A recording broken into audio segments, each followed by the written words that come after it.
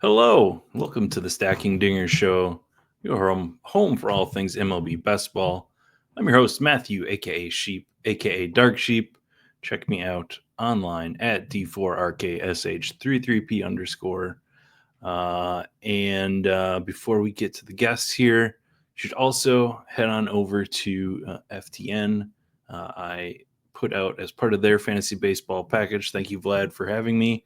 I did a write up on the dinger and kind of the state of the dinger, just kind of gathering all of my thoughts this year on general strategy and where we're at in terms of progression from previous years. So check that out if you haven't. That's linked on my Twitter too. If you can't find it, I know the FTN website's a little bit confusing. But tonight we are continuing our division preview series in the lens of best ball, and we are on my favorite division and Nez's favorite division, the NL Central. Welcome, Nez. You've got your Pittsburgh Pirates shirt on, so yes, we will. Yeah. How could you? How could you tell? How could you tell? Came prepared. And with no real official hold on this division, Billy, you are here fresh off of your first solo hosting gig of a Stacking Dingers episode. You did excellent. I'll start with that. I did watch it. I'm not just making that up, but you worked through a few technical difficulties, and I appreciate you filling in for me. Yeah, of course. We knew this was going to happen at some point, so we did the dry run while you were here, so I couldn't mess up too much. And then last time I was all on my own, and that was fun. But now I'm much more comfortable in this role of just making comments of what I think is right or wrong. Yeah, excellent. We have basically 2 weeks left to draft, so it is getting down there. I know I've got a lot of volume still that I wanted to get in, so I'm kind of maybe not going to get in as much as I wanted. But I guess before we move on to the teams, how are you guys feeling? I guess 2 weeks out, Billy. I'm good. I really like where I've like some of the positions I've had. I had like some nice like Clay Holmes early that is a lot cheaper than it currently is right now. But I'm kind of in like this. You're right. Like I need to start getting back on like to my draft game to as we finish out the tournament. The lobbies seem a little bit thinner in terms of people knowing exactly how, like the optimal or as close to optimal ways to draft. But I also am in a segment of my like where I'm like don't want to keep drafting the same team over and over again. So I'm getting a little creative with some of the stacks I'm doing and drafting like full Washington stacks. And I've not been doing start. I did not start my season as a target at that. How about you, Nez? How are you on volume and just overall feel of how you've been doing so far? Yeah, I have as far as drafts left to register 50. I'm in quite a few ongoing slows, most of them on the tail end of those, and some freshly started, knowing that there's 4-hour clocks. Feeling good. There is some monotony involved with this, but I feel good about the guys that I am taking a lot of. And, just the art of stacking, lends itself to getting a little bit unique. Like Billy was saying, naturally, like maybe forcing myself to stack a team that I normally don't stack is a nice way to get diversified in there. And I like that I'm doing a lot of slows this year. I was not doing a lot of slows last year. It helped me, pivot early on guys who are quick risers, like another one, like Billy said, like Clay Holmes, in the midst of realizing that, oh yeah, Clay Holmes looks like a pretty good buy. I was able to get in on that in the middle of my slow drafts, which is really nice. I think that's one of the underrated benefits of that. But all that to say, I'm having fun as always, man. Drafting baseball is seriously the best. Absolutely. That's what we think here. Speaking of the best, we're going to go to the NL Central best to begin with, the Milwaukee Brewers. I thought you were saying the division was the best. I was like, yes, sir. Yes, sir. God's division here. Yes. Sir, you were also like, I'm just going to go the way that they're ordered in. And this is not how they're ordered on this in the standings page right now. We are not going by standings. We're going by alphabetical by team name, thanks to the FanGraph drop down. So it's the first alphabetical team. That is the correct statement. I will have to call you out, Billy. You can see on this screen that there are no ads. I am a paid supporter of FanGraphs. I'm not just using it for free, as some people here don't want to see Fangraphs thrive. They make money on my clicks through ads. Don't be mad at me. You're clicking the ads. I'm not clicking those ads. Not on purpose. Sheep and I are doing our part. Good Yeah. job. It was a battle. That was one thing we're going to reminisce on the stream. That having to click all the ads down.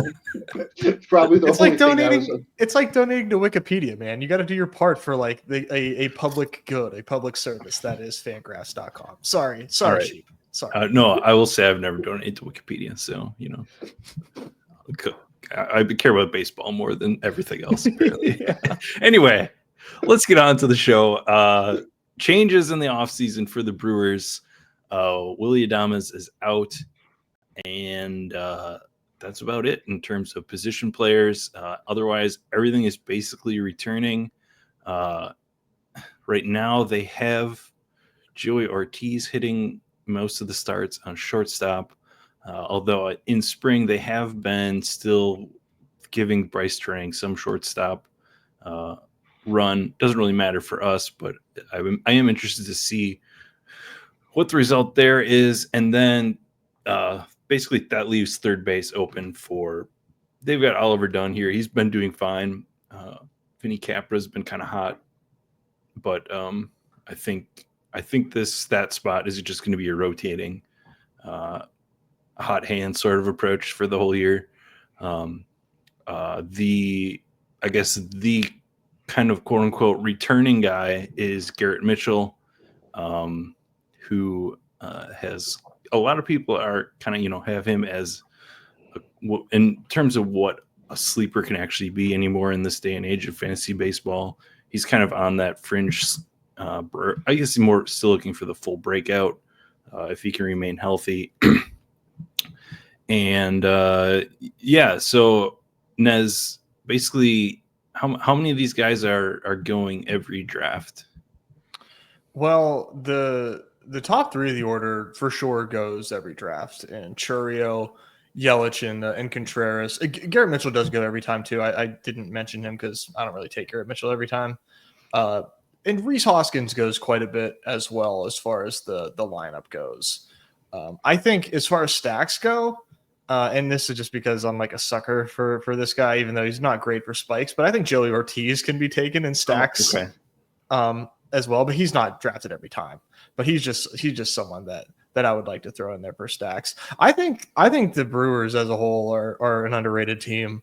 And if it really, in my opinion, like Yelich, has had his health issues, and if he stays healthy, and obviously the entire team stays healthy, this is going to be a pretty fun team, man. I'm into the Brewers. Yeah, they've basically gone the route of having guys that can have 10 stolen bases and 10 home runs. They're really even across the board. They've put a bunch of value on defense over the really flashy sort of guys. And like they brought in Caleb Durbin as part of the Devin Williams trade along with Nestor Cortez. And he's just another guy that fits that mold. Potentially a bunch of speed, not much power, but I think as of a few days ago, again in spring, they're like top 3 in stolen bases. Like they're just going to do that. Billy, I guess a guy I think that gets drafted most of the time is Bryce Trang. He doesn't really fit the profile of a lot of what we're looking for in an underdog or best ball hitter. But, last year, what do you think about like what he actually did and like how helpful his like large amount of steals was on teams that he was actually drafted? I mean, so it's like a volume boost in the play, and I think where you're going to be drafting him is late. So it's like it's what you're kind of needing to fill out of that spot. So it's just not necessarily a profile that I'm excited about. He's projected for I think around 10 home runs. And I mean, it's interesting. So like Reese Hoskins is always going to be in the late rounds too, and I would much rather take him, who's like borderline undrafted or like last round pick, who's going to project for twice as many. So that's kind of where I'm kind of thinking for rounding out the stacks on this team. I mean, Reese, interrupt you there for a second. Reese is up to Yeah. 191. He's got a bit of steam. I think he's got a few home runs in spring, and people are hoping that something is back there. 1 year more removed from the ACL stuff is going to be good for him. I think so too. I do too. I still worry, like his exit velo stats and stuff like that were pretty bad last year. The hope is that was still coming off injury related, but he's also to the age where it could be age related. But to wrap up Bryce Terang, it's like he's decent volume pick at the end. It's like if you're going to stack, you could do way worse from a stack piece because if he's going to kind of be carried from the other players. But from a profile perspective, not overly inspiring for what we do. Yeah, for me, he just has a lot of bust potential. He got there on 50 stolen bases, but he's not, he's not good against lefties at all. And even then, he's just doesn't project as a great hitter. So he's a guy that if he gets on base, stolen bases are there. But if he has a down season just getting on base, then we're in trouble. And from a stacking perspective, they are fun to stack because you can kind of sprinkle it at different points. You got the real early guy that you're going to commit to doing it, and then you can do it via infielder, outfielder at some point, and then you can got some options like however you need to fill out late too. So kind of fits whatever build you're going to make. Yeah, agreed. All right, to the rotation. Let's see. So they have Freddie Peralta, and then Tobias Myers, who kind of came out of nowhere last year. I don't really trust him. He's been a terrible pitcher in the minors for a long time, and last year, made some changes, but all the underlying stuff didn't match the actual results. So I'm not getting to him at all, and I don't think most people are. Nestor Cortez is drafted most of the time. I am excited for him.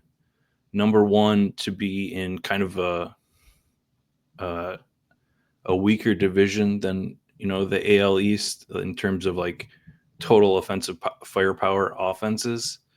And I've heard people say that he, with some of the deception that he relies on, having a new set of hitters outside in a new division might be beneficial. On top of the Brewers have a good track record of bringing in guys and adapting them, and they got the best maybe 3 months out of Frankie Montas that we're ever going to see anymore. They did, they brought in Aaron Savale last year. I can't really get to him. He's like more of a deep roto guy for me. But again, another guy they just got the best out of last year. And then with a couple of injuries to DL Hall and Aaron Ashby, who were kind of in the running for that SP5 spot, as well as, their minor league guys not really being quite ready to step into the role. They brought in Jose Quintana, which, he's 36. We saw some decent run from him on the Mets last year. But, the fact that it took so long for him to actually sign, even though so many teams still need, depth at starting pitcher, that, the market wasn't big for him, but another just like guy that I think the Brewers, the whole roster behind or rotation behind Peralta is just guys that they can use well. I don't really have a question, but anything on the rotation, any arms that stand out?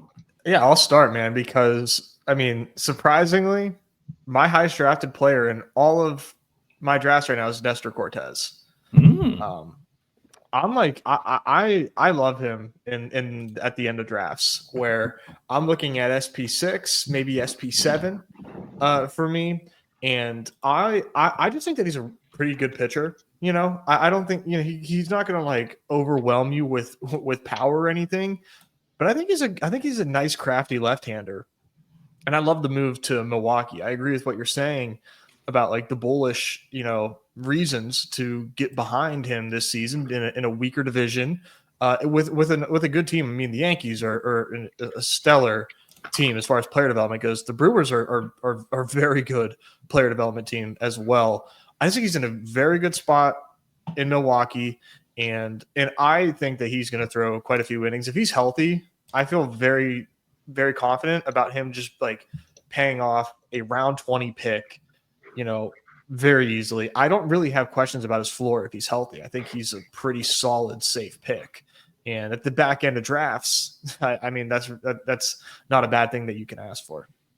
Damn you, Nez! You stole my guy. So I was going to say him as well, because what did Seth Lugo do so well for you last year? It was just massive volume.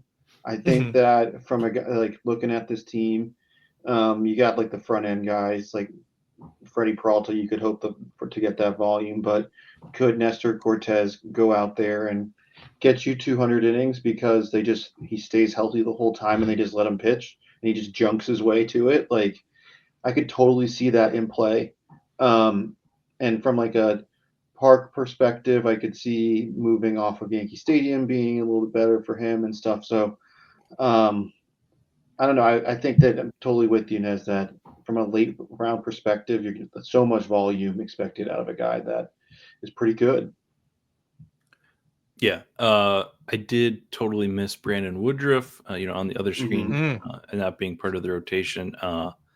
I've quite backed off my Brandon Woodruff exposure as we've gotten, more and more details.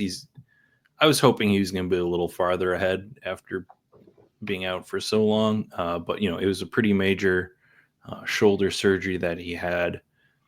He was, I think I saw, he was sitting 94 in like a minor league game. I forget how long he went, but that's not where he needs to be the pitcher he was.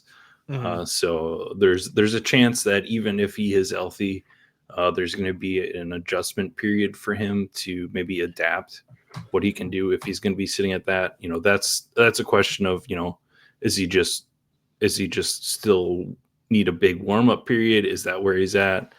So there's, I get why being off of him, or why most people can be off of him, and he hasn't risen. I don't know what point he's going to get in, and I think the way the Brewers operate, that there is, unwritten 6-man rotation here when he's back. With guys, taking a little bit extra rest, even though they're not doing a quote unquote 6-man, just because they do kind of have depth, as long as all these guys are healthy. So, I've backed off on him. Yeah, I can understand, getting, little worried at this point, as far as where he's at with the rehab and everything like that. I still take him depending on like how my rotations are coming together in the middle of a draft. I like the risk on Woodruff at 190. I'll take that if I'm willing to take prospects that won't break camp with teams. I should take a chance on Woodruff, who also won't break camp with the team, but has a chance to return to form. And Brandon Woodruff, when he's healthy, is like, he's one of my favorite pitchers to watch. Just the way that he just dominates hitters with his fastball is really fun to watch. So I'm hoping for a Brandon Woodruff comeback because he's a good pitcher, and I'm taking some shots. All right. Any other Brewers tidbits? Well, you're the Brewers guy. Like, what do you think? Like, you got what deep cuts do you have for us? I mean, I'm not even, I'm getting, as far as Rhys Hoskins, not even getting to the guys that are here that aren't deep cuts. So I don't really need to go deep cut. Like guys like Tyler Black just have not really put anything together to think that he can like step into. He can't play third base. So like that's the hole, right? Third base. And there's like guys like Blake Perkins is injured, who they liked like for his defense. So when he comes back, he clogs things up. And then like if you're going deeper, like Robert Gasser should be back sometime this season, but he's a guy to look at next year. I don't think DL Hall is a starter, even if he gets back. I don't like him. Aaron Ashby, I don't think is a starter. So it's the way that the Brewers have built the team. It's hard to go deep because the volume for guys that even aren't deep cuts is just low because they do a reasonable amount of mixing and matching.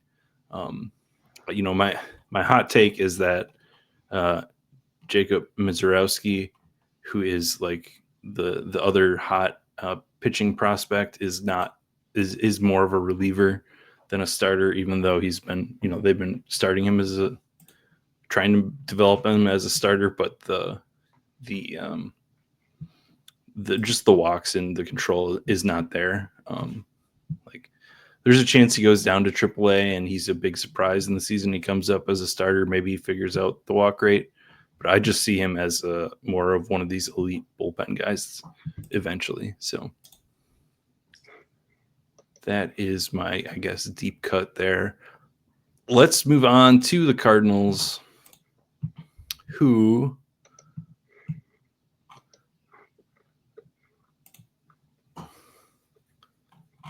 going to their depth chart. All right. So in the offseason, Paul Goldschmidt is gone. Nolan Arenado still surprisingly there. Denied the trade to Houston early on in the offseason. I don't know what he was thinking there. Now he's kind of locked in, but the story of the Cardinals this year is youth, and maybe not so much over on the pitching side, but it seems like they've basically hit the point where they need to see what they have in the young guys that they have. So Billy, who's being drafted here almost always, and what was your overall thoughts on them? Can you actually show the underdog board? I think it is pretty hilarious. Like to say that doesn't do context, like how to say that who's getting drafted every time. Yeah. The first guy is being drafted by them is at 146, Mason Wynn, who I personally have not been drafting much of. And then you got this whole everyone's then kind of favorite backdoor late stack, especially if you're looking for some outfielders. The guy that I've been targeting a fair amount this year is Wilson Contreras, and that's because of the way it's like he's always been a catcher, and so now that he is playing first base, there's just a different level of volume expected for him, and so I'm excited about what that could be. Maybe that he stays healthier for longer, has less just tiredness that comes from you're a catcher, like your third or fourth at bat really is like your legs are gone. So I'm excited to see what he can do for them. But you're right, it's like all just this kind of young darts that you could throw at. Which are your favorite darts, Nez? I guess as you get deeper, and yeah. Also, are you in on Arenado at all? Oh no.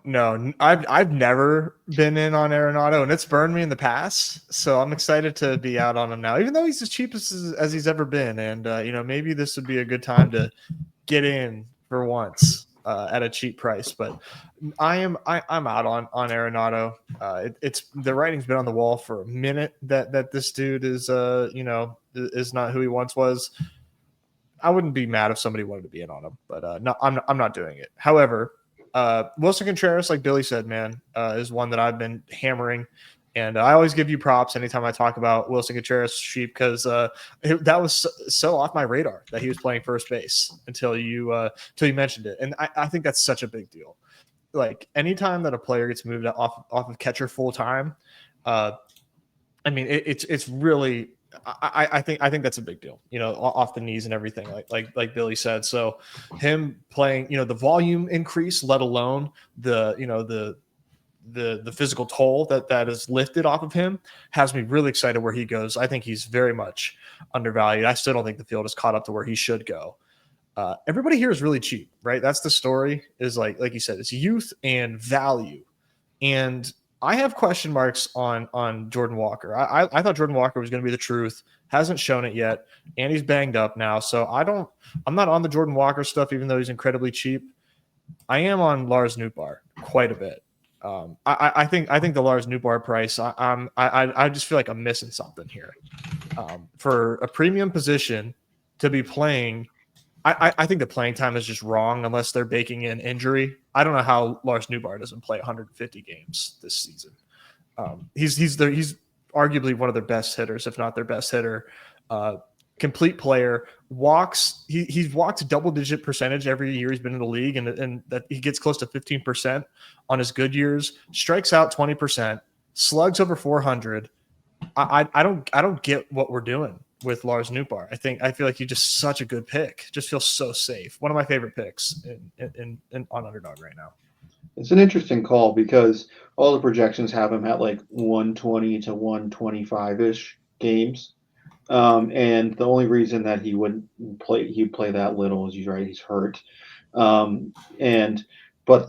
then they have him in the high teens for home runs. So if you think that he's going to get 25 more games, there's some more home runs in there, and you're talking 20 something home runs from your last outfield pick. Like, yes, please. So definitely makes sense. Yeah, I'm aligned with you guys there. I've said it, and I'm agree with you that he's still too cheap. Wilson Contreras for a long time has been the best infield pick on the board, and he's risen a little bit, but it's not enough for that potential. He's just a good bat, even when he was catching. Like he was, with last year, with when he was not hurt on a daily basis, was against the lefty. He was projected right up there with Paul Goldschmidt last year, and what he was on a daily basis. I do also agree on Lars Nootbaar. Like, he has not played the games, and that's what the projections are there saying. But yeah, I'm in on those two. I would be in on Mason Wynn if he was going back with the rest of the group, because he is going to lead off and has steal and power potential. I don't think he's a great overall hitter, but I think at age 23, I think he has an upside. I just have not gotten to it at the price. I think one other daily tidbit, if you're going to be playing daily this year and you're stacking Cardinals, don't skip Ivan Herrera in your stacks on the days that he's pitching. I think it's going to be a pretty even split between him and Paez, because Paez is much better defensively, but Ivan Herrera is another catcher with an awesome bat in terms of catching. So yeah, just don't sleep on him this year if you're playing daily stuff. Good call. All right, let's pop over to the rotation. Billy, how long is Sonny Gray on this team? Until he accrues his maximum value. Well, I guess I mean, if you look at their pitching staff, it's not young, so it's like everyone's for sale. Like at the top of that pitching staff, and so I think, which would can't imagine they're going to be able to sell everyone, but he's still pretty good. Last year his projection probably would be higher in terms of innings, but he kind of started off the season a little dinged. But once he came back, he was awesome. So been a target for me. He's in a pocket of the draft that is just pitching rich, and it's been someone who I like to get to. Yeah, I think the hotness this spring so far is Quinn Matthews. I've seen some hype there, but I guess Nez, Sonny Gray, and then anyone else. Are you getting to? Are you maybe buying a little Quinn Matthews hype? I know you seem like the type that would be. I maybe am going there. I am.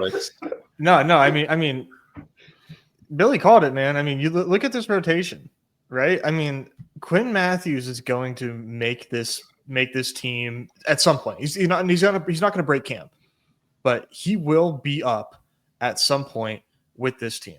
That is a foregone conclusion. It's risky to take 0 so early in the year for unknown upside, but Quinn Matthews is a very good prospect. He's like 6'5". He's been adding velo, which was like kind of like the thing that they were worried about with Quinn Matthews coming up, is like, what, can his fastball play? He's gained velo. They really like his breaking stuff as a lefty. I like buying the hype. I love buying the hype. He's free. No one's going to have him. And if I can build a solid 6 pitcher staff, why not just like tie in a high upside 20th round pick that nobody else is going to have? Because I feel like it's a foregone conclusion that he's going to make the team at some point. Yeah, I mean, I'm 31 years old, and I would be young on this pitching staff.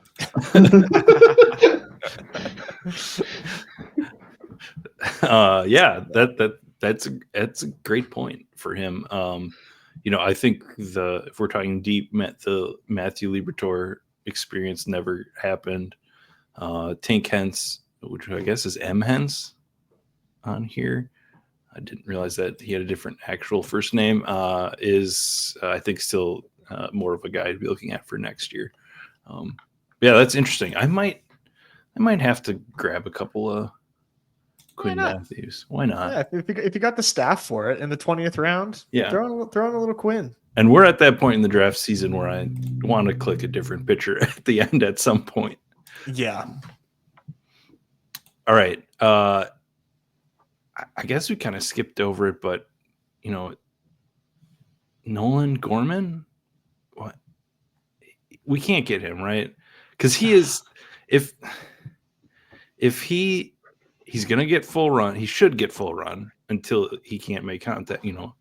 Like he has one more opportunity this year, and the power there is just huge. Yeah, it is. I can't do it. I mean, it's unbelievable. I don't know the list of guys that have played more than one season with the 37% K percentage, but I'm sure it's a short list. I don't know that I can necessarily do it. He's a daily call. I think if I'm doing stacks and Gorman's in the lineup that day and dailies, I'll get to Gorman.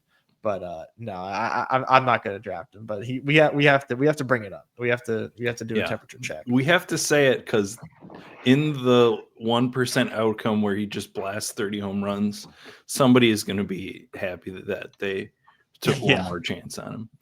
Well, that's what I was going to say. Like, in theory, the profile fits what we want. Like, there's opportunity, and when he does get the opportunity, he does score in a way we like. But he's burned us. We don't like him, and we're all skeptical. I just looked. I have one dinger draft with Nolan Gorman. I'm sure it's tied to other Cardinals. So I did decide at one time to go there. That's awesome. All right. Anything else on the Cardinals? I don't. They're not exciting, but their outfield stack, I just think is just. I don't think it's the worst thing you could do. I don't know, man. We didn't talk about Brendan Donovan. There's not a whole lot to say, but he's a fine hitter. Just a lot of fine hitters back here that are low key undervalued, but not enough to pound the table over, other than the few that we already did. Yeah, that's a good point. Okay, moving on to the Cubs. fairly big changes here in that they have brought in Kyle Tucker, the Christopher Morel into Isaac Paredes into Kyle Tucker kind of revolving door. Otherwise, they've got Matt Shaw and Matt Bush on the corners at the moment. But Bush kind of established himself last year. Shaw's a fresh guy this year. I don't think he's played too much last year. I can't remember. And then the other, I think, interesting. I think we can start with Nez. We can start with Kyle Tucker, but after we talk about Kyle Tucker in Chicago, I think the other interesting outfielder that we need to talk about is, and kind of a change from last year, is the potential of Pete Crow Armstrong as an everyday center fielder. Right. Yeah. Kyle Tucker addition here is pretty massive for this team. He's a great player. It's a shame that he fouled the ball off of his shin last year and just completely derailed his season. I mean, it took him out of the year. No one expected that. And that was it for him. Huge addition for the Cubs. The top of their lineup is very, very good. Very, very good. And I think that they're an expensive stack for sure in the dinger right now, but they're a good one.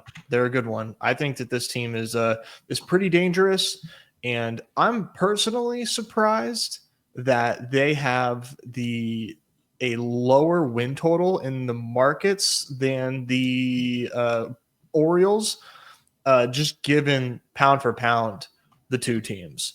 And we'll get to the pitching staff. I think this team is a better staff than the Orioles do at the moment. But yeah, I think this team is very, very good. Have you guys been paying attention to Kyle Tucker's spring training? No, just out of principle. I try not to. He's currently 1 for 30. And that obviously is so small sample, like it's not spring training is irrelevant, but I think it's just a funny little tidbit of he quite literally has only had 1 home run and nothing else. I wish they made that a news blurb on Underdog so more people knew that, and we could get him in the second round more. That's true. Yes. What do you think I'm doing right now? Thank you, Billy. Man, yeah, no. he was on fire last year. So if he starts cold, so be it. Get it out now. Yeah, there is downward trajectory talk on him because of the park change, not being great for lefty power and home runs in Chicago. Last year, especially, had some really drastic offensive numbers on the downside for Chicago. But yeah, I'm with you, Nez, on this. Just how good this lineup can be. Dansby Swanson, the guy who was absolute crap last year till he wasn't, and you needed him in the playoffs. So he's got that in him. But you did, Nez, dance around or you maybe forgot, but Pete Crow Armstrong. Oh yeah, specifically Pete Crow Armstrong. I don't draft him a lot, man, but I think if the upside case is very, very strong for him. He fits the bill of a player that I would typically be drafting just because of his high prospect profile. He was one of the biggest prospects in a while, and then whenever he got traded to the Cubs, from the Mets, I was furious because obviously a division rival getting PCA, and I'm pretty sure that it was a pretty fleece trade too. But his numbers kind of dissipated after from the early minor league years, and we didn't see a great debut from him either. So I have this bad taste in my mouth that I just think this guy just doesn't have the offensive skill set that I'd once thought. But the pedigree for him is so high that it's and he's so young too. He's about to turn 23. That it just makes sense, right? It just makes sense to take a shot on Pete Crow Armstrong at this price because he's likely to not be this cheap next year, and he could still his projected home run to stolen bases right now is like 15 and 30, and I think that you can extend that to say like if he has a great season, like a 2040 season, I mean he's crushing ADP, given his stack, given the team around him and just those potential numbers. Those are obviously strong right tail outcomes, but I mean, the median isn't bad. I gotta take more of him, but I just have trouble with it. Yeah. Yes. I just wanted to disagree with something you said. I think he is not going to be ADP, or I agree that he's not going to be ADP 100 next year. I think he's either going to be 180 or 60. I think he has those two outcomes where we see, the offensive skill is on the low end, and he is just getting there off being in the lineup because of his defense, because that's in the projection as well as that 2040 season. Yeah. So when I first looked at projections, I was like, ugh, I don't like him at that cost. So I did not start drafting him at the beginning of the season. But that's like a more processed over the off season and who I'm actually drafting. He reminds me of two guys last year who were absolutely smashed. Brenton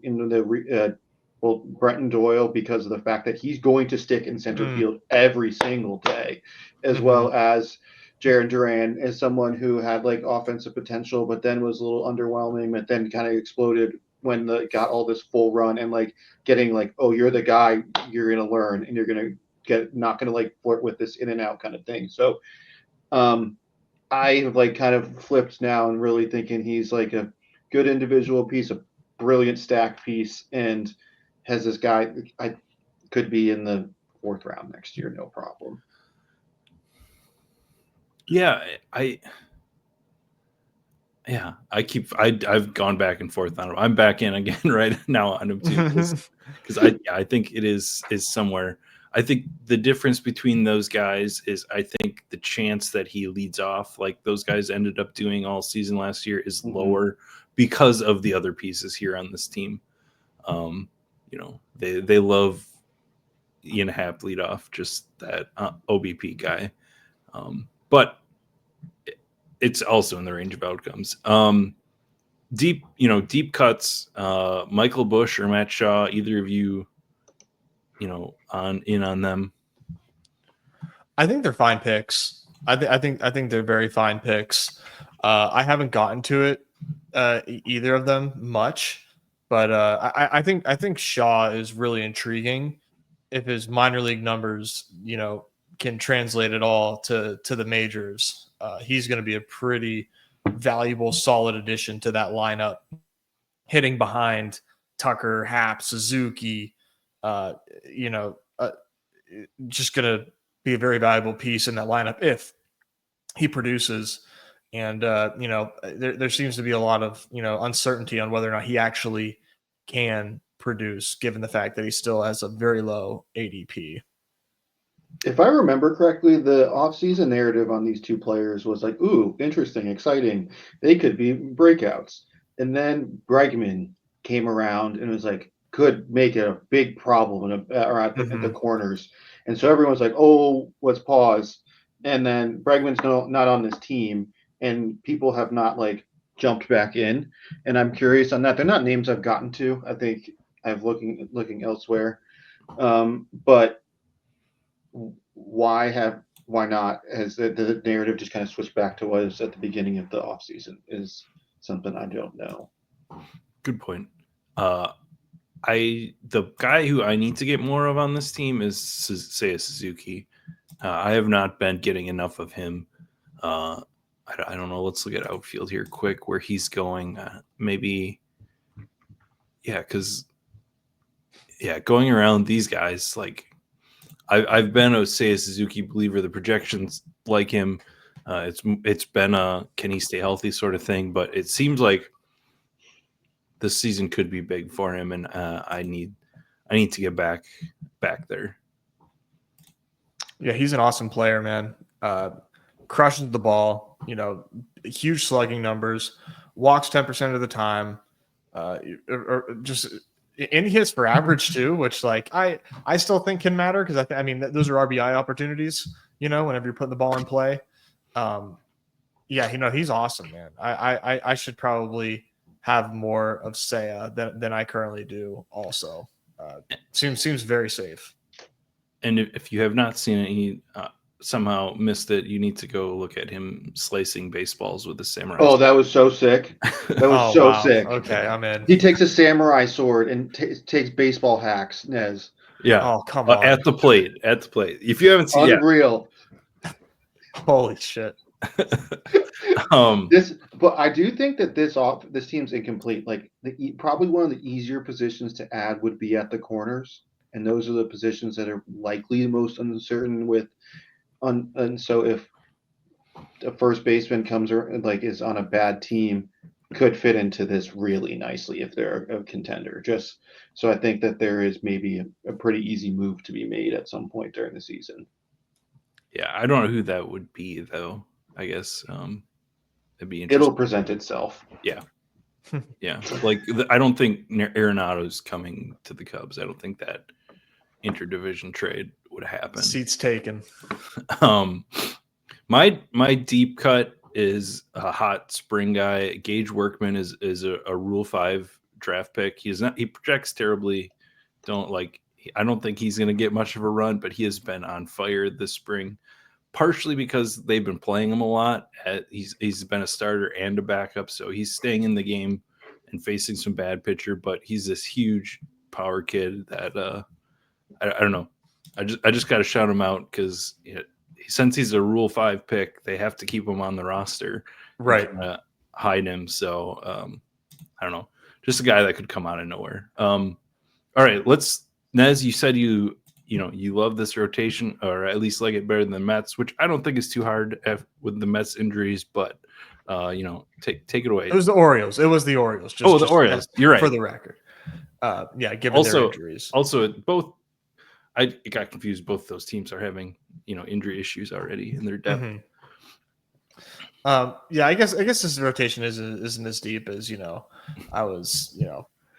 As soon as those words were coming out of my mouth, I was like, you know what? Hold on. But no, I do like I do like Justin Steele, and I do like Shota Imanaga. I think those two are really strong 1-2 punch. Tyon is not someone that we're going to draft, but he's just a solid rotation piece. I think he's better served as a 5 than a 3, but he's gonna do what he needs to do out there. But Shota and Steele, I think, are two good pieces to draft in dingers and good real life pitchers as well. So I do like drafting those two guys. I think they're just pretty good overall pitchers with some good volume on their side. Yeah, give me Matthew Boyd over Jameson Tyon if you want to go deep into the veterans that they have, right? Because I think he still has a 1 game upside sort of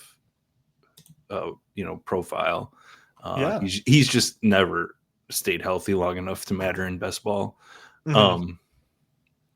And then the depth guys, they brought in Colin Ray. They have Ben Brown, Javier.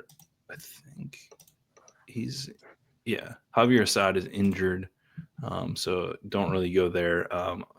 Colin Ray was kind of okay for the Brewers, but even the Brewers were putting an opener ahead of him that he wasn't really like a guy they wanted starting games. Wicks and Brown, like they have some youth here still, but I don't think any of them are really relevant to us this year. No, not for me at least.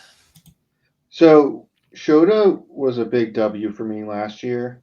I'm pretty nervous on him this year, and it's a sample of 1 that I'm pulling this back to. But Kodai Senga came in, was brilliant, and then has fallen apart on this larger volume, like because he was never built up for it in the Japan and stuff. I'm wondering if that is fair to port over to Shota and be like, he had a big volume last year. He was healthy. Now year 2 of that big volume is when he breaks down. So that's kind of like the thesis of why I've been fading him a little bit. It's like a soft fade. I'm still picking him, but not a target by any means for me. And that under that premise. Yeah, that's fair. That's fair. I always worry about that too. When I get a player right, and then the next year I'm like, can they do it again? And they're more expensive, and there's these red flags. I feel you. I feel you on that. I wasn't as heavy Shota as you guys were last year. I had him, not as much as you guys did, and that was a huge win for you guys. Yeah, and for me last year, that was just a range of outcomes thing for the cost.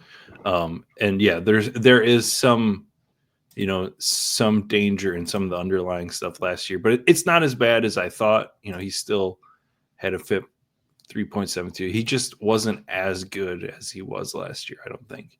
And he's being drafted as if he was. I think that's where I'm having an issue with him.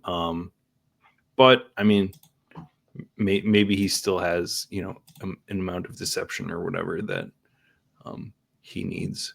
All right. Can I have one Cubs comment before we move on? No. Okay. Okay. Yes, you asked about who would be a good trade.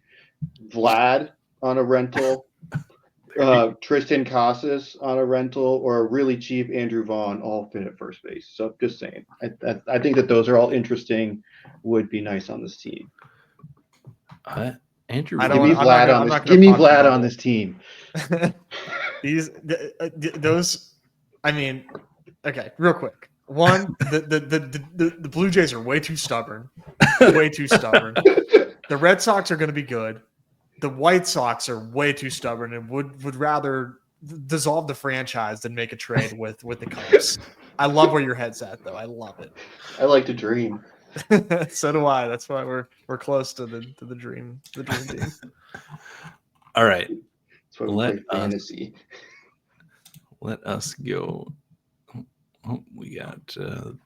Let us move on to the Pittsburgh Pirates. All right, Nez. I'll just let you roll off the top here. Off-season changes. Who's being drafted? Who should be drafted? How sad are you being a Pirates fan every year after year? But no, you don't understand. They're rebuilding. It's year 6 of the rebuild. Just give it time. They're just rebuilding. I feel like they don't even say that, do they? That's their perpetual state.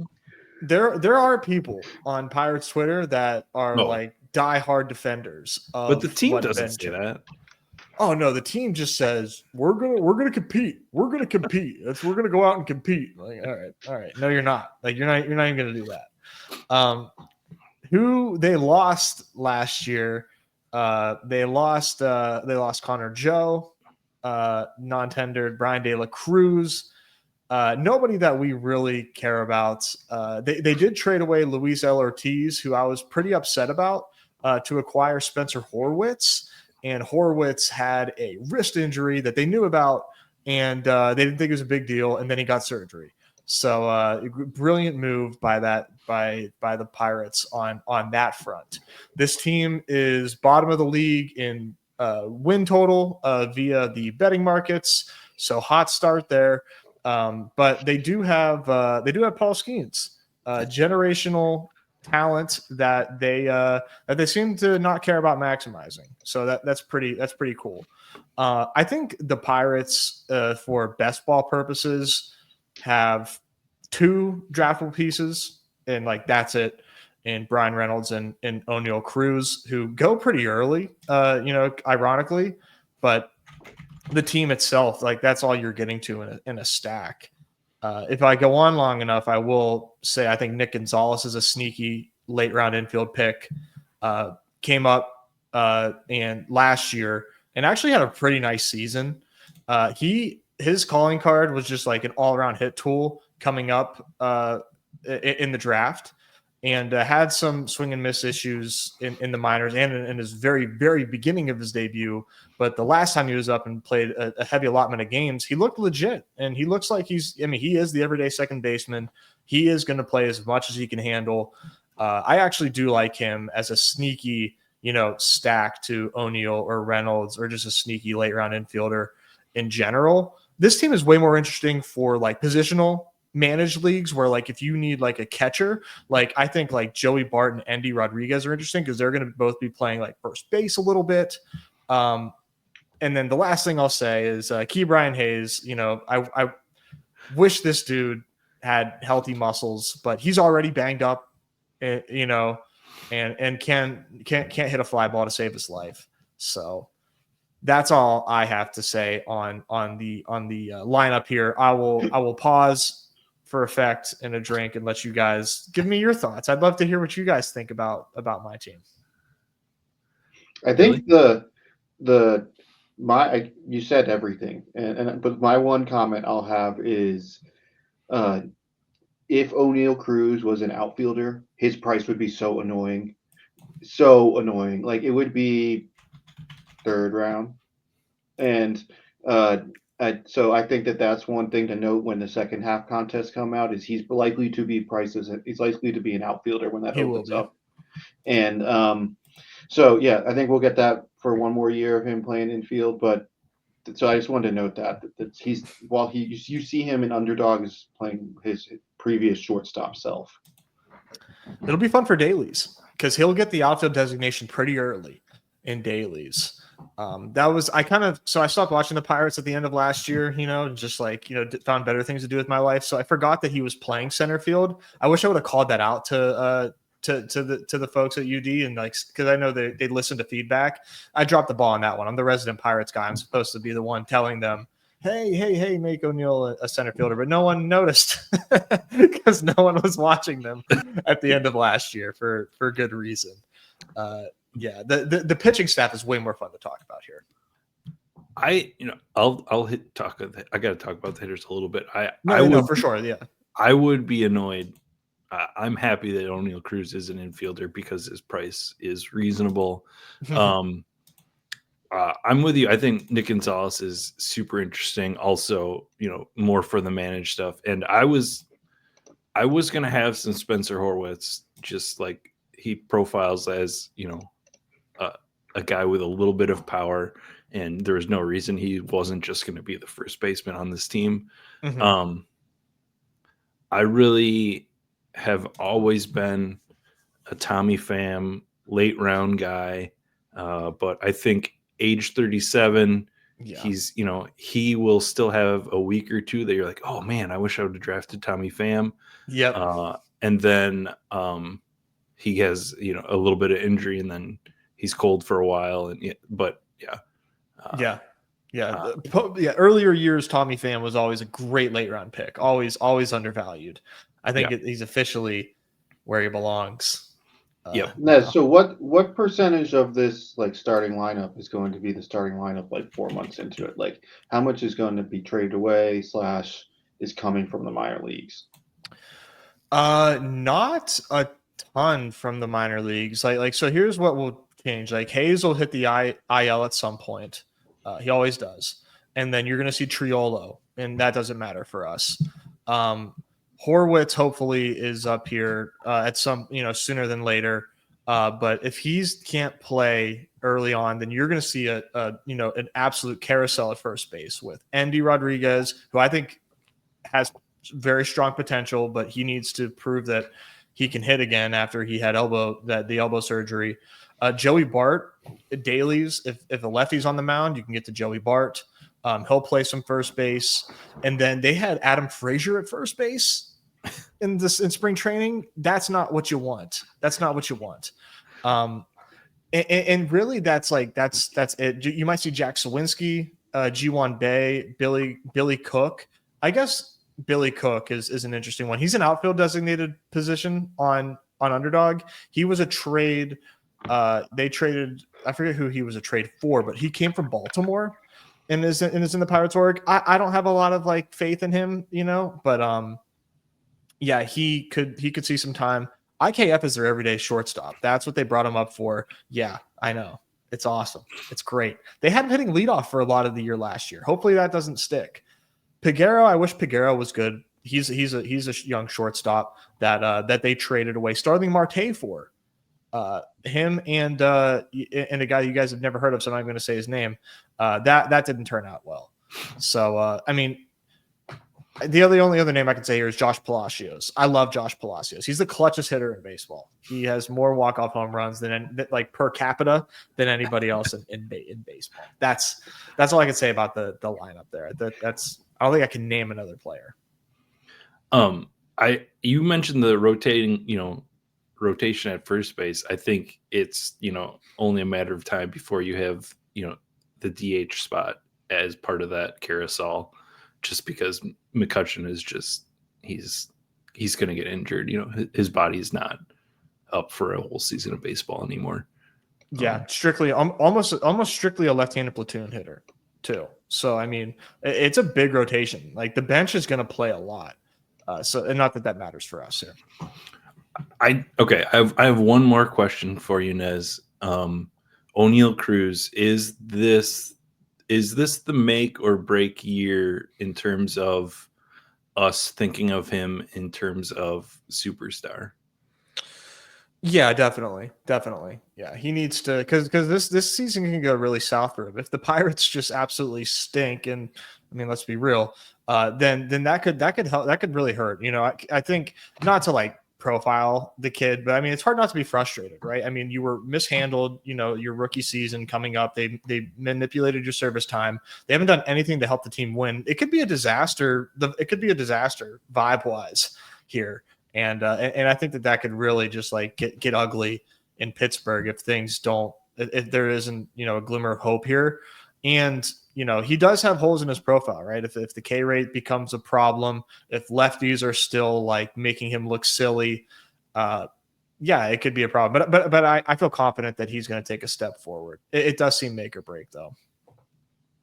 Why are they holding on to him and Brian Reynolds rather than just cashing in those assets and like proper? I don't know, because they've done that enough. They've already cashed in other assets. This is supposed to be their cornerstones. They've already rebuilt. They've been rebuilding for 6 years and cashing in assets for 6 years, and this is what they have. Mm-hmm. Like, how is Ben Cherington still employed? I mean, this is the best you can do. That you're 6 years into a rebuild. You've already torn down. You've already cashed in assets. This is what you have.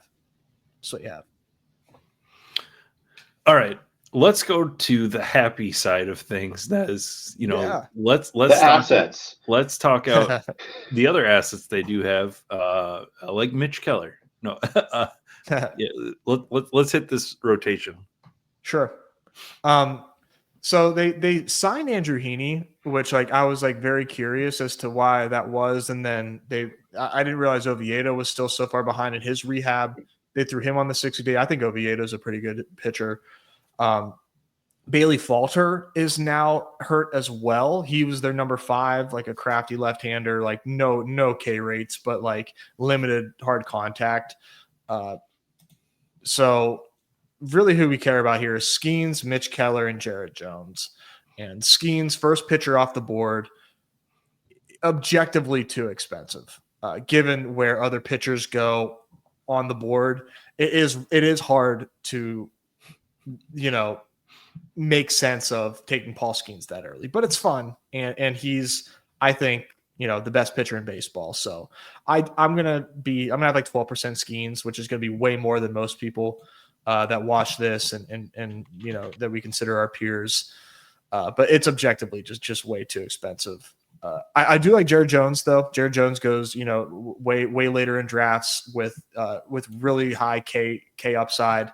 Had a blazing start to his career in Pittsburgh, and then kind of tapered off at the end. He started to get hit a little bit more.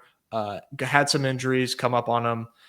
They handled him very carefully there, but I think he has very strong upside. Jared Jones, like very high K rate upside with him, like sick fastball. But you got to worry about injuries, and do those results that we saw early last season carry over to this season? If they do, he's mispriced. This guy was going at like ADP 70 in the mid-round best ball tournament last year because of his start. Mitch Keller, man, once upon a time was a great pick. Last year, things really, came down to earth. for him. And it was to be foreseen, right? I mean, a lot of what his Ks were last year, I mean, or 2 years ago, he was getting a lot of like Ks looking. He had a pretty strong fastball arsenal, and he was just like painting the corners with his cutters and his two seamers. And he had a lot of guys looking, so it just didn't seem sustainable in that regard because the swing and miss wasn't quite as strong. But he was free that year. That's what was so awesome. He was the 20th round pick that year. He goes cheap now, and I think that he's a fine pick now. But like, I don't see the upside that I saw before in Mitch Keller. I'm light on him right now, but just because there's risers that I'm trying to get where he's at right now. But he's fine. He seems totally fine. I still think that he has decent week to week upside, but on the whole, hard to get overly excited about him like you can these other guys.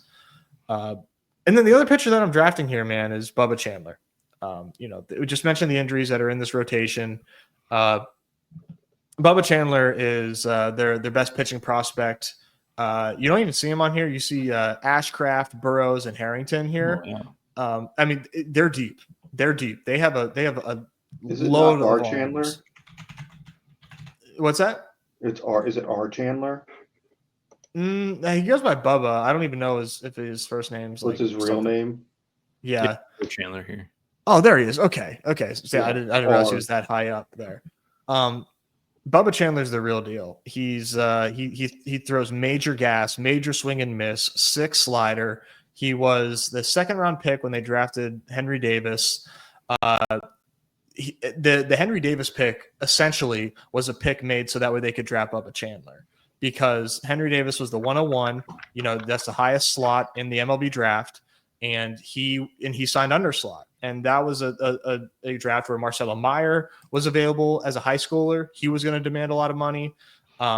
But it's kind of best of both worlds where you have Henry Davis, who's MLB ready-ish, and was going to sign under slot. And nobody thought they could sign Bubba Chandler because he was committed to Clemson to play football. But they gave him a ton of money, and he ended up signing, and he's had a hell of a start to his minor league career. I don't think they're going to be able to keep him down. I think he's just going to be so damn good, and that they have no choice but to call this kid up. And he probably going to be a better pitcher than Mitch Keller. You bump Mitch Keller down to 4 or 5 starter as far as that goes in the rotation. I can't help but draft this kid. I'm at like 30%. I know it's risky. I know it's not smart, but I just see insane upside with Bubba Chandler. So I'm doing it. I'm having fun. I mean, I think Mitch Keller isn't on this team to end the season either. So probably not. I think he is money a on the books. tradable asset that they can get off the books. Bubba Chandler obviously does not project well, but you're looking through the upside lens here. Let's see, I opened that page multiple times. I did take Heaney and in TGFBI as some maybe a first week cold PNC start one, against a bad team sort of guy. He's not going to be on that team very long, but just early season cold games, Andrew Heaney can maybe put up a nice strikeout game for me. All right. Billy, did you have any, pitching comments? I feel like it was gone over pretty well, but do you have anything else to add? Nope. That's all good. All right. Thanks for letting me talk, guys. Yeah. love this team. I don't know. You love to hate the team, right? Be so frustrated. All right. We move on to our last team here in the NL Central, the Cincinnati LA De La Cruzes. No, they still have some interesting things. I do think if we're talking last year to this year, just based on the outcome of what happened last year, I think people are a lot less in on the Reds this season than they were last season, despite it being mostly the same in terms of offense. Candelario is still kind of sticking there. I mean, Noelvi Marte has not proven to be a big leader after his PED suspension. But CS has still got a little juice there. Steer is there. Friedel's there. I guess Steer is starting on the injured list, so maybe not so much there. But it just surprises me how much, maybe not surprises, but it is notable to me how much different the view of the Reds this year than it was last year, despite not being too much different and seeing what we saw out of Ellie De La Cruz last year. I think from a draft perspective, and so there's like real life baseball. I think the Reds got better this offseason in terms of like they built a little bit more depth. They're both pitching wise, and just like Gavin Lux is going to just make the team a bit better, and they get some guys healthy that weren't healthy last year. But from a draft perspective, it gets like a little annoying when you have like who's going to play left field is likely to be a platoon, and then how's Gavin Lux dip into other people's playing times, and so it just makes it like a harder puzzle to put together than I feel like last year, as well as like Spencer Steer is hurt. I don't know exactly the prognosis and timeline, right? But he's not projected to start the season, right? I got that right. Right. Right. Yeah. So it just makes this team like harder to get at. And then Matt McLean's there and he's coming off injury. So it's like, I don't know. It's more of like a slight trend down, but if you kind of reverted back to the beginning of the season last year, layer on a couple more pieces, you would say they're better. Yeah. I agree. Nez, Ellie, where are you at this season on Ellie? Yeah, I'm not fading Ellie anymore, guys. I'm drafting Ellie De La Cruz. I think I've learned my lesson there. He's so awesome. He's so awesome. I will be taking him. The thing about the Reds is I don't like stacking them very much. I just, for whatever reason, have such a anti-stance against TJ Friedel that I have a lot of trouble clicking his name as a stack partner. Steer, it's very in vogue to not click Spencer Steer right now, given the fact that he, in a vacuum, his hitting numbers are sort of, underwhelming compared to where he goes. Plus the injury that he's opening up with is not great either. McLean, I think, is a pretty sick pick, though. I think if he was healthy last year, got to see a little bit more of him, we would be taking him much higher than we currently are. But yeah, man, I don't really like to stack this team very much. So when I take Ellie, I'm mostly just taking Ellie on his own. I'm not really too worried about stacking him. I guess the one hitter that I think is interesting is CES, Christian Encarnacion Strand. Starting to warm up to maybe he's actually a pretty nice pick, in that his path to playing time is easier than maybe I was giving credit for, and he might just like hit his way into an everyday role, and he has power, and power in Cincinnati plays really, really well, obviously. So he's one that I'm keeping my third eye open on, but I still kind of don't draft a lot of these hitters, man.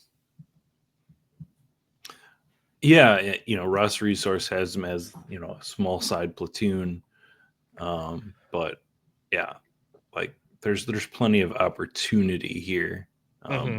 Yeah, that's a good point. It is kind of not great to stack.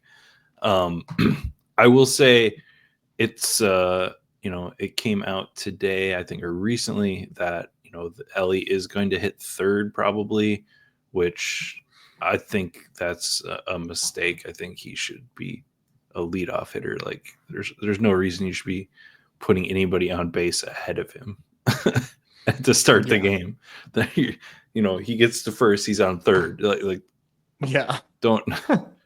Yeah, but I guess to me the most interesting offseason change is the being managed by Terry Francona, and I think that the vibes were bad on the Reds last year, and he seems to be a guy that brings positive vibes to a team. And he is a well-liked Ohio figure. So just moving over to Cincinnati, I think to me it's and the debate of how many wins does a manager add is I don't care about that, but I just think it's a good fit for the team, and I think it's a good positive vibe change if that's something you're interested in. Yeah, I think he's one of the managers, just like few managers that you can probably say matters and can have a positive effect. I don't think that's crazy. Yeah, players just like playing for him. Yeah, which when you're talking about the Pirates and nobody will, the part of the downside to O'Neill Cruz is team context and vibes. So yep. I just think that's an interesting thing to point out. Billy, let's move over to the rotation. Hunter Green, they have Brady Singer number 2. I don't know about that, but then Nick Lodolo. Those are the 3 guys being drafted. I guess you have any deep stances on any of these 3? I started this draft season drafting like an excessive amount of Nick Lodolo. And I read an article about how he's got kind of teed up to be a breakout. Cost I thought was really good, and if it was like an early article, I was like, this is coming. Like everyone's going to be thinking in this way, just like some other risers have happened. Hasn't been as much as I would have assumed, but he's still a little bit more expensive. I think with all of these guys, and we've mentioned this with the hitters, that it's a really good park to hit in, aka it's a really bad park to pitch in, and you give up home runs really easy. So I think that just that's a part of who they are, and the splits when they go away are typically awesome. So yeah, I think that Nick Lodolo, he's going to, if there's upside, plus you get a really good kind of like better version of himself half the time. He's been someone that's interesting to me.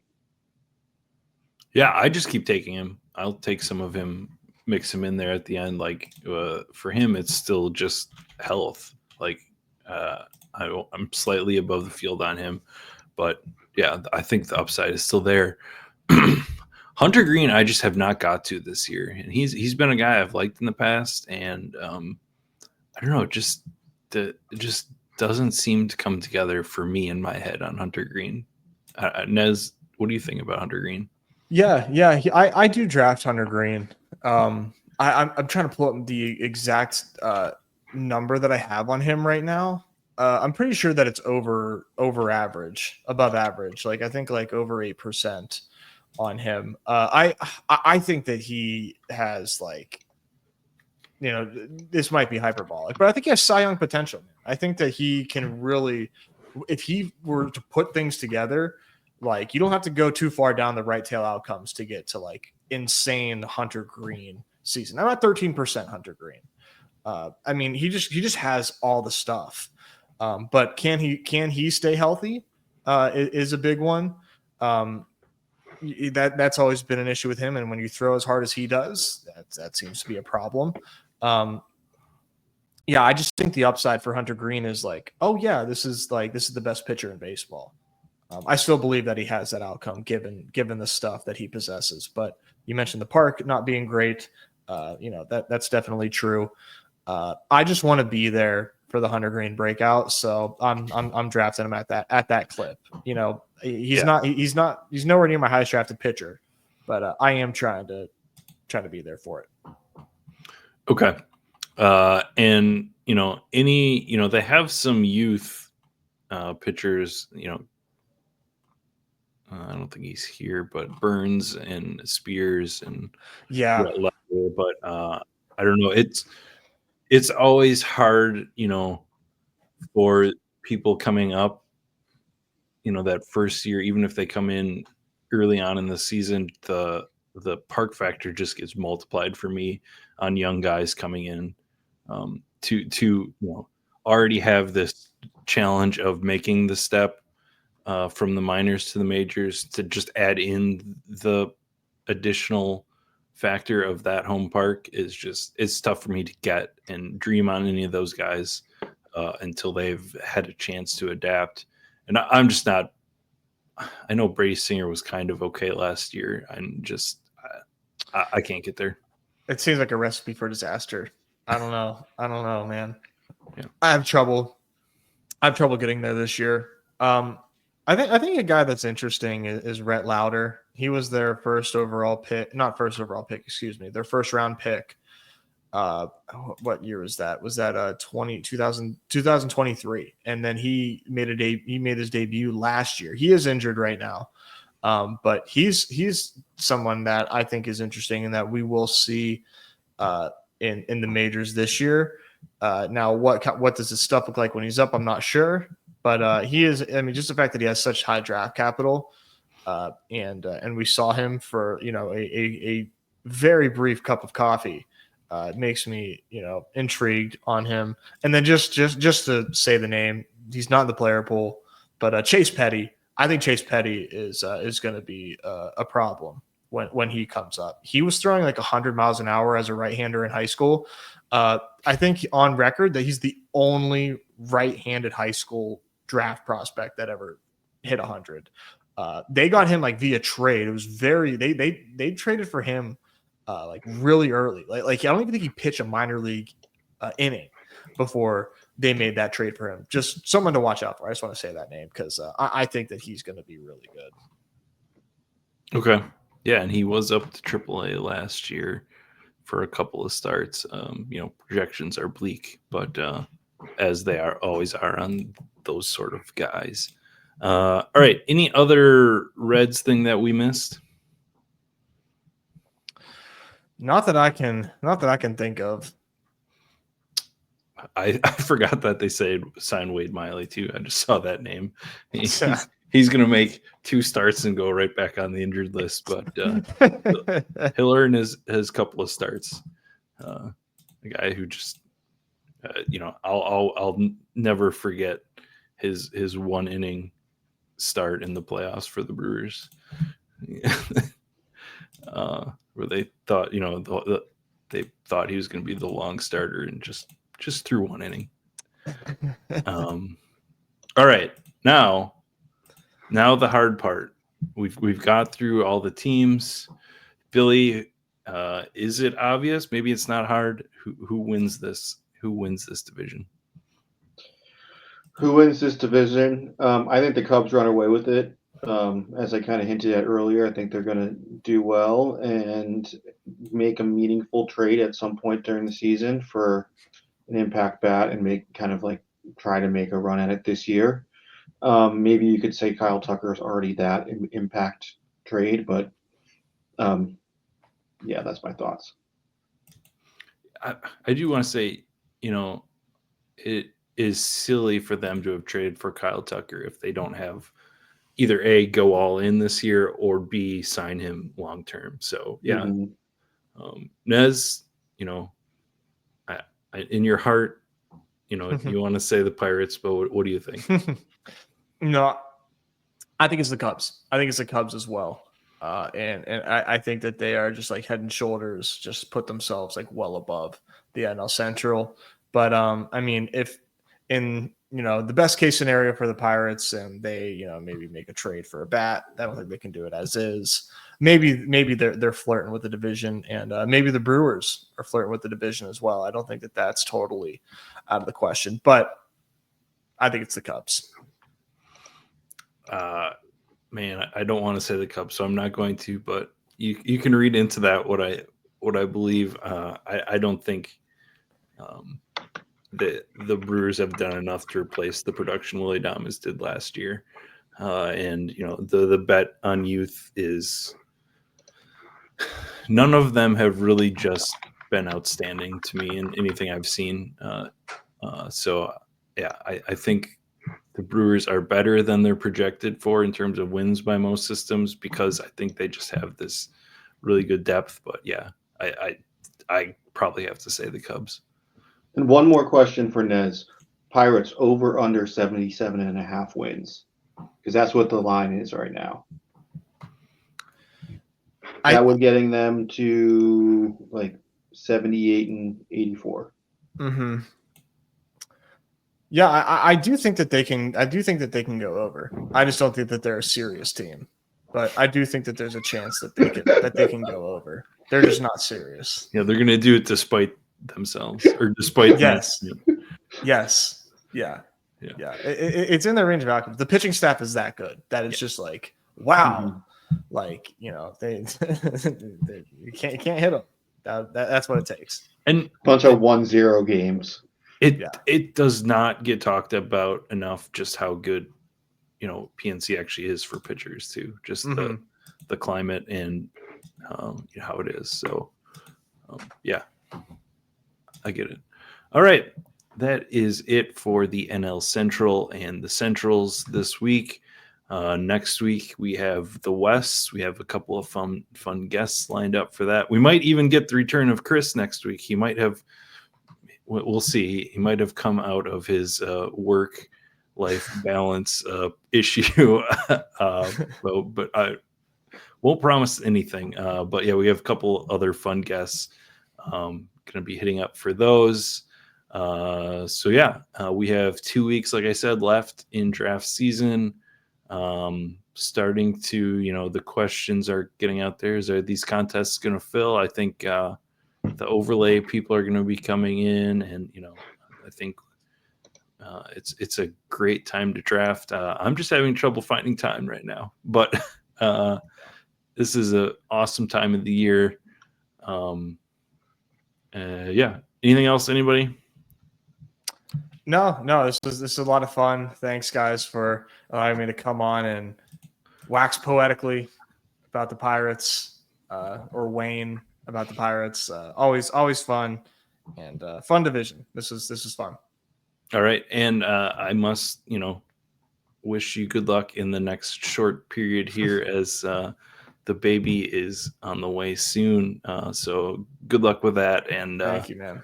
Also, good luck fitting that in with your drafts. Yeah, I know. Well, I mean, I can't just stop. You can have one hand available. You might slow be drafts are for. Yeah. Thanks, all right. I appreciate it. For Nez and Billy and myself, thank you for watching. And yeah, get out there and fill some of those draft rooms.